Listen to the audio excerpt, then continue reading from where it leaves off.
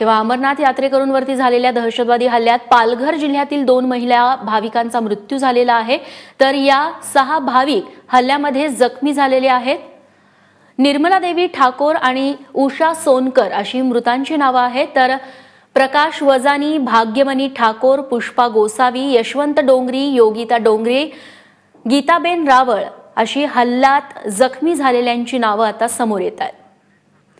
आणि डहाणूवरून गणेश ठाकूर आमचे प्रतिनिधी आता आपल्यासोबत आहेत। गणेश, हे जे 2 भाविक मृत पावलेले आहेत त्यांचं पार्थिव कशा पद्धतीने आता महाराष्ट्रात आणलं जाणार आहे आणि तिथली काय स्थिती आहे?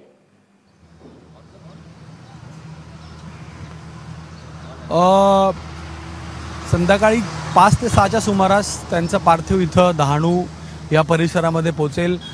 दुपारी 12 ते 1च्या सुमारास त्यांचे पार्थिव जे आहेत ते सुरत एअरपोर्टवर पोहोचणार आहेत। तिथं त्यांना श्रद्धांजली दिल्यानंतर इथं त्यांच्या घरी, त्यांच्या राहत्या घरी जे आहे त्यांचं पार्थिव पोहोचेल आणि त्यानंतर अंत्यकार्य जे आहे त्यांच्या इथं डहाणूच्या परिसरामध्ये त्यांच्या राहत्या घरीच होणार आहे। अत्यंत दुःखाचा क्षण या पूर्ण परिसरामधील लोकांमध्ये, परिवारामध्ये आहे, कारण दोन्ही महिला सामाजिकरित्या खूप ऍक्टिव्ह होत्या। निर्मला ठाकूर ह्या संतोषी गावाच्या सरपंचही राहिल्या आहेत, त्याचबरोबर ज्या सोनकर आहेत, उषा सोनकर, त्या तिथील जो मंडळ आहे, भक्ती मंडळ, भक्तांचं मंडळ, त्या मंडळाच्या सदस्य होत्या आणि त्या नेहमी परिसरामध्ये, छोटंसं शहर आहे आणि इथं सर्व एकमेकांना ओळखतात। म्हणून ज्यावेळेस काल रात्री ही घटनेबद्दल माहिती मिळाली आणि लोकांपर्यंत माहिती पोहोचली, सर्व या कुटुंबांच्या दुःखामध्ये सामील होण्यासाठी पोहोचतायत। मुळात आता पुढची माहिती अशी आहे की ज्या ट्रॅव्हल्सकडनं हे यात्रेमध्ये गेले होते, ओम साई ट्रॅव्हल्स असं हे नाव आहे ट्रॅव्हल्सचं, जे वलसाडचं आहे, त्याने स्वतःला अमरनाथ श्राईन बोर्ड जे आहे त्यांच्याबरोबर रजिस्टर केलं नव्हतं आणि म्हणूनच सिक्युरिटी देण्यात नाही आली अशी माहिती समोर येते। आम्ही त्या ट्रॅव्हल्सचा मालिक जो आहे संतोष पटेल त्याच्याशी बातचीत करण्याचा, संजय पटेल त्याच्याशी बातचीत करण्याचा प्रयत्न केला, पण ते नॉट रिचेबल आहेत आणि आता जे जिल्हाधिकारी आहेत ते सर्व पूर्ण प्रयत्न करतात की लवकरात लवकर त्यांचं पार्थिव इथं येऊन अंत्यकार्य होईल आणि पूर्ण तयारी इथं करण्यात येते। 2 तारखेला हे ग्रुप इथनं अमरनाथ यात्रेला निघाला होता। अमरनाथ नंतर ते वैष्णोदेवीच्या यात्रेसाठी जाणार होते कटरामध्ये। 2 तारखेला हे पोहोचले। कालच दुपारी त्यांचे अमरनाथ इथं बाबांचे दर्शन झाले होते।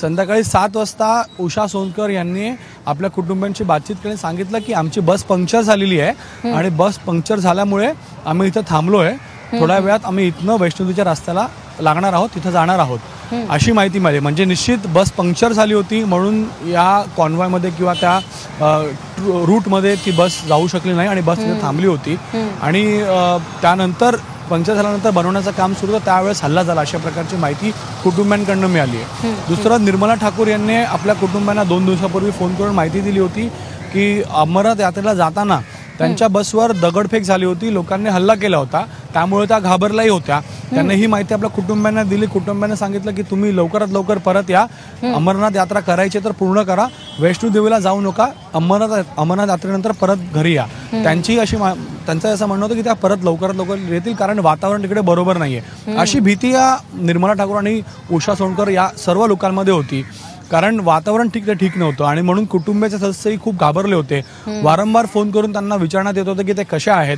काल 7 वाजता फक्त उषा सोनकरांची बातचीत झाली, 8:30 वाजता हल्ला झाला आणि त्यानंतर कुटुंबियांना आता ही माहिती मिळाली। काल स्मृती इराणी आणि भाजपचे इतर नेते उषा सोनकर यांना भेट देऊन गेलेत आणि आज दुपारी 12 ते 1च्या सुमारास त्यांचं पार्थिव जे आहे ते सुरत एअरपोर्टला पोहोचणार आणि 5 ते 6च्या सुमारास बाय रोड त्यांचं पार्थिव डहाणू परिसरात शहरात आणण्यात येईल। आता पुढची कारवाई करतायत। सरकारवर खूप नाराजी होती दोन्ही कुटुंबांची, कारण सरकारकडनं कोणतेही उत्तर त्यांना मिळत नव्हतं की कसं जायचंय, त्यांना तिथे जायचंय का नाही, सरकारकडनं काय मदत मिळणार आहे। त्याचबरोबर रागही होता। ज्यावेळेस आम्ही त्यांच्या घरी गेलो तर पाकिस्तान मुर्दाबादची घोषणाही तिकडल्या लोकांनी दिली आणि नरेंद्र मोदी आणि सरकारनं याचं उत्तर द्यावं अशी सगळ्यांची मागणी होती। म्हणजे रागही आहे, दुःखही आहे। अशा या परिस्थितीमध्ये आता जिल्हाधिकारी असो, आमदार, खासदार सर्व पोहोचतायत आणि या कुटुंबाच्या दुःखात सामील होण्यासाठी सगळं आपल्या तऱ्हेने प्रयत्न करतायत। रेश्मा, निश्चित गणेश, तुझ्याकडून अपडेट्स घेत राहू। तुर्तास धन्यवाद।